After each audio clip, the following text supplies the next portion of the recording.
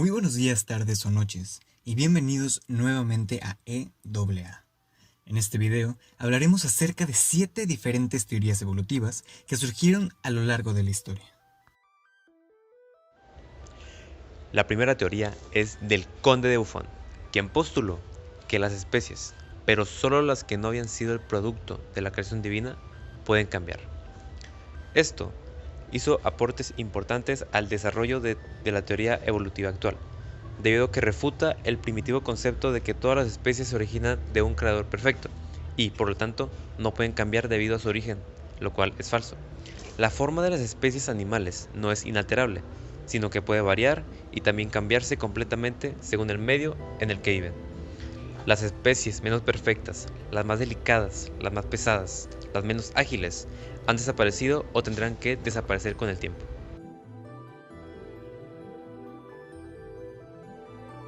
James Hutton fue un geólogo que defendió en 1785 el uniformismo de los seres vivos y pretendió la selección natural como un posible mecanismo de los mismos. En otras palabras, dijo que el ambiente era un factor que influía en la evolución de las especies. Hutton propuso que la Tierra sufría de cambios graduales que surgen hasta nuestros días, como lo es la lluvia, sequías, nevadas, etc. Explica que estos sucesos no son algo que haya surgido de una manera repentina y violenta. Con esto, argumenta que la evolución es un proceso largo y tardado que se ha dado gracias a la sobrevivencia de las generaciones de las especies, y no es un cambio repentino que sucedió de una mañana a la noche. Asimismo, distinguió entre variación heredable como resultado de la cría, y variaciones no heredables causadas por las diferencias ambientales como el suelo y el clima. Esta teoría apoya la teoría evolutiva de Darwin desde la característica que hace alusión a que el espacio y acciones que suceden día a día afectan en la evolución de las especies. Esta teoría es cierta hasta cierto punto, puesto que toma en cuenta el entorno como parte de la evolución, pero es errónea al decir que solo este es el factor causante de la evolución. La teoría de Lamarck fue postulada en 1809 por Jean-Baptiste Lamarck, un naturalista francés de finales del siglo XVIII e inicios del siglo XIX. En su teoría, Lamarck propone que, independientemente de cómo surgieron las formas de vida, estas evolucionan a través de un proceso mecánico, en el que ocurren cambios químicos y físicos en la materia que compone las especies y su entorno. Conforme el entorno cambia, las especies modifican su cuerpo físicamente para adaptarse a este y heredan estas características a su descendencia. Aunque esta teoría ya se considera obsoleta, es bastante reconocida y admirada por ser un paso intermedio entre el creacionismo clásico y la teoría de la evolución, pues separa la intervención de Dios del proceso que siguieron las especies. Esta teoría tiene cierto grado de verdad, en tanto que las especies no se mantienen iguales a través del tiempo, pero falla al asegurar que las especies modifican su fisiología según el uso que se le da. El ejemplo más famoso que tiene es el de la evolución de las jirafas, el cual dice que las jirafas desarrollaron un cuello largo a partir de la necesidad de obtener comida de árboles a gran altura y sus constantes intentos para lograrlo. Tiempo después, Georges Cuvier propondría la teoría de las catástrofes para explicar la extinción de las especies. Pensaba que los eventos geológicos dieron como resultado grandes catástrofes, como el diluvio universal, que sería la más reciente. Esta visión era bastante confortable para la época y fue ampliamente aceptada.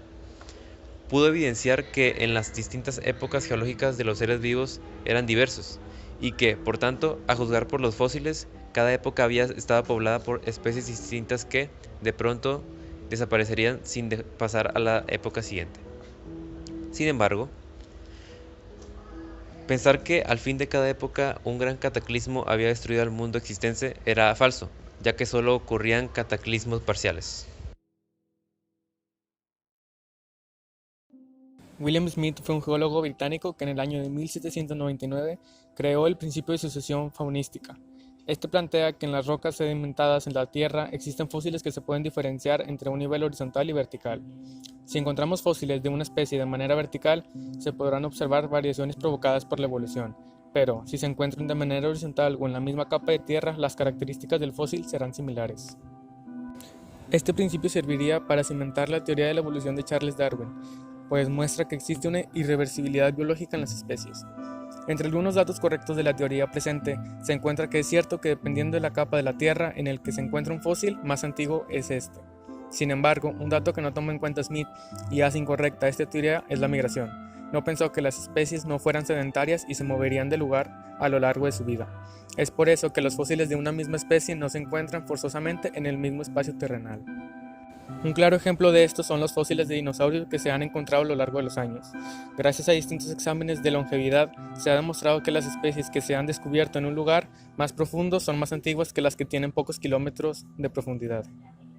Como ejemplo, dijo que cuando los perros sobrevivieron a través de la rapidez de las patas y la agudeza visual, los más carentes de las cualidades necesarias serían los más sujetos a morir, y que aquellos que las habían utilizado en mayor perfección serían los que sobrevivirían. Charles Lyell fue un naturalista y geólogo inglés del siglo XIX quien, entre 1830 y 1833, propuso en su libro Principios de la Geología la teoría del uniformismo. Esta establece que las modificaciones geológicas de la Tierra tienen como origen los procesos naturales y ocurren a través de millones de años. Asimismo, postula que las condiciones geológicas siempre han sido iguales. La conclusión de que la Tierra tiene millones de años apoyó la idea del origen de las especies por selección natural que posteriormente publicaría Darwin. De hecho, Principios de la Geología fue una fuerte inspiración para Darwin en el desarrollo de su teoría evolutiva. Aunque esta teoría se ha mantenido prácticamente igual hasta la fecha, existen excepciones. Por ejemplo, se sabe que la intensidad y las velocidades en que suceden los fenómenos son variables aunque actúen de la misma manera. Finalmente, las teorías evolutivas alcanzarían su auge en 1858, cuando Darwin y Wallace compartieron sus descubrimientos y los presentaron a la Sociedad Linneana de Londres. Un año más tarde, Darwin publicó su obra El origen de las especies por selección natural, en la que explicaba su teoría apoyándola en numerosas observaciones de la naturaleza. Junto con Wallace, se postuló que las formas de vida no son estáticas, sino que evolucionan, y las especies cambian continuamente, unas se originan y otras se extinguen. Además, el proceso de la evolución es gradual, lento y continuo, sin saltos discontinuos o cambios súbitos. Los organismos parecidos se hallan emparentados y descienden de un antepasado común. Todos los organismos vivientes pueden remontarse a un origen único de la vida. Por ello, la selección natural es la llave en dos fases que explica todo el sistema. La primera es la generación de modificaciones espontáneas en los individuos. La segunda, la selección a través de la supervivencia en la lucha por la vida.